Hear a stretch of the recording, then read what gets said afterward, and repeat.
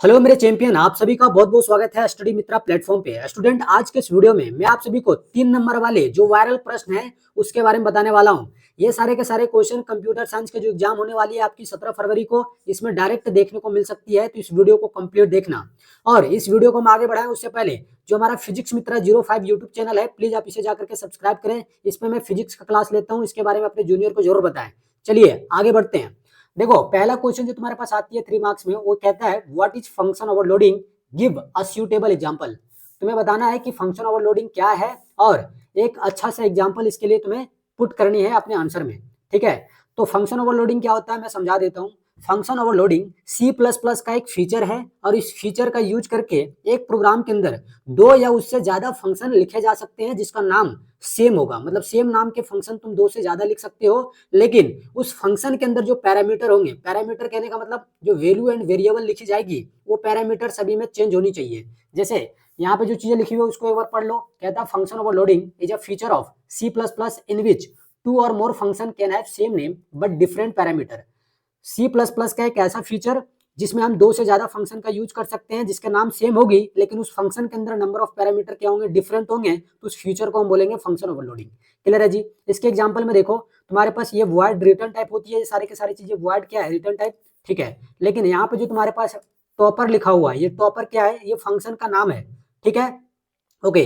लेकिन आप देखेंगे ये जो फंक्शन लिखा हुआ है टॉपर कुछ इस तरीके से, और यहाँ पे जो पैरेंथेसिस का सिंबल लगा है इसमें कोई भी पैरामीटर नहीं है। पैरेंथेसिस के अंदर जो भी चीजें लिखी होती है उसको पैरामीटर कहते हैं, तो इसके अंदर कोई भी पैरामीटर नहीं है। Right, okay. दूसरा, यहाँ पर जो तुम्हारे पास फंक्शन लिखी गई है उसका भी नाम क्या है, टॉपर, लेकिन इसके पैरामीटर्स दिए हुए हैं। मतलब यहाँ पे इंट ए लिखा हुआ है, मतलब इसमें नंबर ऑफ पैरामीटर कितनी है, 1। क्लियर है। उसके बाद आगे अगर तुम देखोगे तो यहाँ पे तुम्हारे पास है टॉपर और यहाँ लिखा हुआ इंट ए इंट बी, मतलब यहाँ पे पैरामीटर कितने हैं, 2। यहाँ देखो फिर से नाम है टॉपर और यहाँ पैरामीटर कितने हैं, 3। यहाँ देखो फिर से लिखा हुआ टॉपर और पैरामीटर कितने हैं, 4। तो नंबर ऑफ पैरामीटर क्या होना चाहिए, अलग होना चाहिए फंक्शन ओवरलोडिंग के केस में। फंक्शन ओवरलोडिंग में फंक्शन का नाम सेम होगा, लेकिन उस फंक्शन के अंदर जो पैरामीटर्स लिखे हुए हैं वो सेम नहीं होना चाहिए, नंबर ऑफ पैरामीटर क्या होना चाहिए, डिफरेंट होना चाहिए। अब तुम्हारे एग्जाम में ये क्वेश्चन बड़ी इंपॉर्टेंट है, पूछा हुआ क्वेश्चन है। जितने भी क्वेश्चन बता रहा हूँ ये मल्टीपल टाइम रिपीट किया हुआ क्वेश्चन है। तो तुम क्या करोगे, अपने आंसर में बस ये जो चीजें मैंने यहाँ पे लिखा है इसको तुम डिट्टो छाप के आ जाओगे और तुम अपने एग्जाम में 3 मार्क्स फेच कर लोगे फिर, है ना। 3 नंबर तुम डायरेक्ट फेच करोगे, तुम्हें 3 नंबर मिल रहे होंगे तुम्हारे फाइनल पेपर के जो भी एग्जाम होगी उसमें, अगर तुम इस तरीके से चीजें लिख के आते हो तो इसको तुम रट के जाना, बड़ी इंपॉर्टेंट है, बार बार पूछा जाता है। आगे बढ़ते हैं। देखो, यहाँ तुम्हारे पास दूसरा नंबर क्वेश्चन क्या कहता है, what is data type, explain its types. Data type क्या होता है ये तुम्हें क्या करना है, एक्सप्लेन करना है, और इसके टाइप्स को भी एक्सप्लेन करना है। सबसे पहले बताना है कि डेटा टाइप क्या है और उसके कौन कौन से टाइप हैं, फिर उस टाइप को एक्सप्लेन भी तुम्हें करना है। राइट, तो देखो सबसे पहली बात मैं समझा देता हूँ, फंक्शन ओवरलोडिंग जिस तरीके से मैंने पहले समझाया वैसा ही मैं डेटा टाइप के बारे में समझा देता हूँ।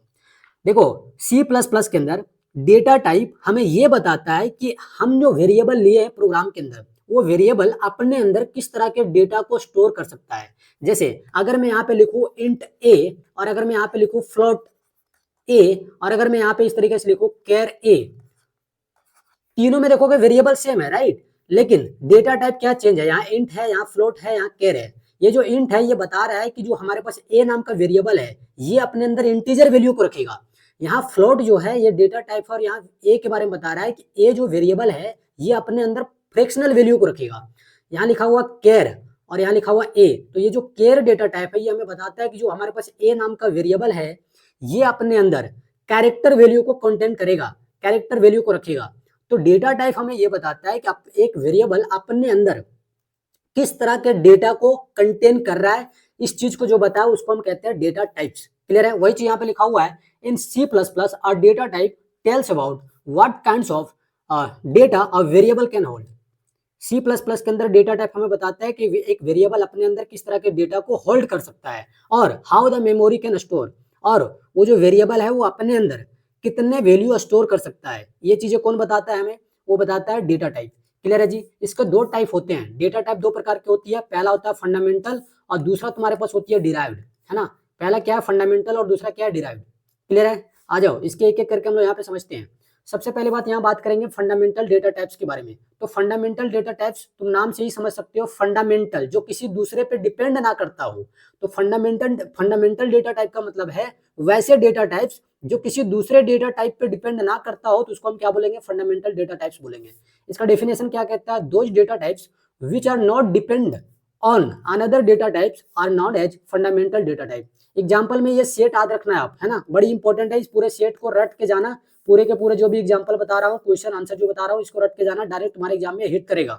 ठीक है, तो एग्जाम्पल में जैसे इंट हो गया, फ्लोट हो गया, केयर हो गया, डबल हो गया, वाइड हो गया, बुल हो गया। ये बुल आया है बुलियन की जगह पे, है ना, ये बुलियन ऑपरेशन जो तुम दिखाते हो ना, इसमें जो तुम्हारे पास नंबर होती है उसके लिए बुल आता है। क्लियर है, तो ये तुम्हारे पास क्या है, डेटा टाइप की एग्जाम्पल है। कौन से data type, fundamental data type का एग्जांपल है, तो तुम इसे याद रखोगे। क्लियर है जी, ओके। दूसरा तुम्हारे पास है डिराइव्ड डेटा टाइप। तो डिराइव्ड डेटा टाइप का मतलब है वैसे डेटा जो डिराइव्ड किए गए हो। तो सर किससे डिराइव्ड किया गया हो, तो फंडामेंटल डेटा टाइप से जो डेटा डिराइव किया जाता है उसको हम बोलते हैं डिराइव्ड डेटा टाइप, है ना। डिराइव्ड कहने का मतलब जो उस पर डिपेंडेंट होते हो। जैसे इसका डिफिनेशन क्या कहता है, दो जो data types which are depend on fundamental data types are known as derived data types. वैसे डेटा टाइप जो डिपेंड करते हो किस पे, फंडामेंटल डेटा टाइप पे, तो उसको हम बोलेंगे डिराइव्ड डेटा टाइप। जैसे एग्जांपल में तुम लिख सकते हो एरे लिख सकते हो, एनम लिख सकते हो, स्ट्रक्चर लिख सकते हो, पॉइंटर लिख सकते हो, एटसेट्रा। तो ये क्वेश्चन बड़ी इंपॉर्टेंट है, इसको तुम रट के जाना जितने भी क्वेश्चन यहाँ बता रहा हूँ। ठीक है, एक और क्वेश्चन इस वीडियो में हम कर लेते हैं जल्दी से। देखो तुम्हारे पास जो बड़ी इंपॉर्टेंट क्वेश्चन है वो ये है, क्या है, what is inline function. Inline function क्या होता है, इसके वर्किंग को तुम्हें लिखना होता है। 3 नंबर में ये सारे के सारे क्वेश्चन पूछे जाते हैं जितने भी यहाँ बता रहा हूँ। ठीक है, तो तुम्हें बताना है कि इनलाइन फंक्शन क्या होता है, इसके वर्किंग क्या होती है, ये तुम्हें लिखना है। क्लियर है जी, ठीक है। तो देखो सबसे पहली बात तुम लिखोगे इसका डिफिनेशन।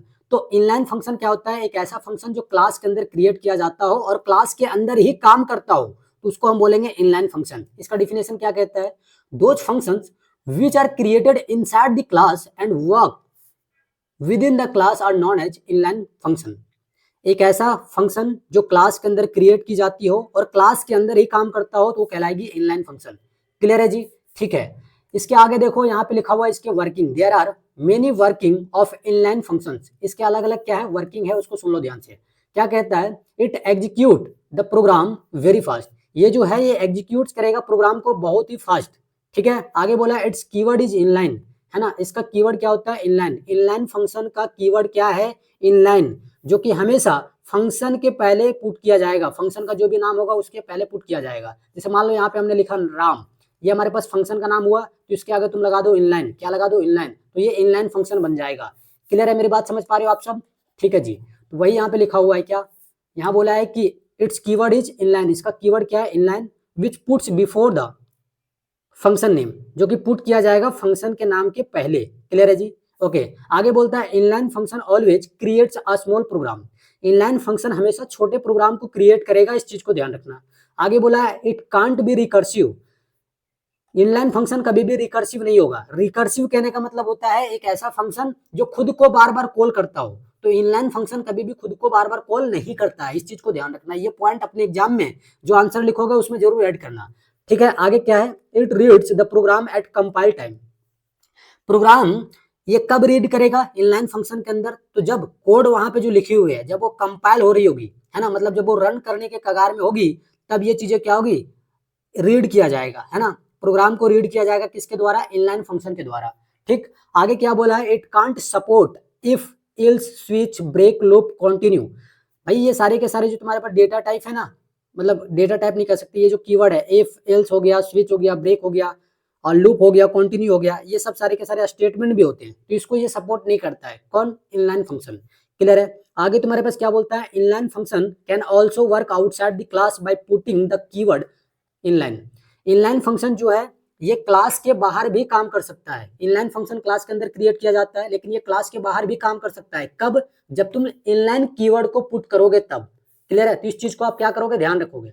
ठीक है, तो इस तरीके से तुम्हारा ये 3 क्वेश्चन मैंने बता दिया, बड़ी इंपॉर्टेंट है, 9 नंबर तुम्हारे यहाँ से आ सकते हैं अगर ये तीनों के तीनों क्वेश्चन मैच कर गए तुम्हारे एग्जाम में, तो लेकिन 1 या 2 क्वेश्चन जरूर मैच करेंगे आज के इस वीडियो से। ठीक है जी, चलो आज के इस वीडियो को एंड करते हैं उसी के साथ।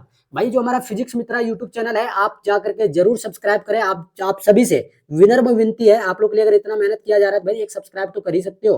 राइट। बाकी स्टडी मित्रा प्लेटफॉर्म जो अपना है इसको तो सब्सक्राइब करना है जिसपे आप ये वीडियो देख रहे हो। और भाई तुम लोग से एक और विनर में विनती है कि अपने से छोटी भाई बहन को जरूर बताएं स्टडी मित्रा के बारे में। यहाँ जिस तरीके से क्वालिटी कंटेंट मैं आप लोग को प्रोवाइड कर रहा हूँ शायद ही कहीं मिलता होगा। ठीक है जी, तो इस चैनल को तुम लोग सब्सक्राइब भी कर लो और सजेस्ट भी कर देना अपने दोस्तों के, अपने जो भी जूनियर्स हैं, जो भी छोटे बच्चे हैं जो 11 में आने वाले हैं या फिर 11 से 12th में आने वाले हैं, उनको जरूर बताएं इसके बारे में। ठीक है जी, चलिए बहुत बहुत धन्यवाद, मिलता हूं मैं आप सभी को नेक्स्ट वीडियो में, तब तक के लिए जय हिंद, जय Bharat, Vande Mataram, all the best.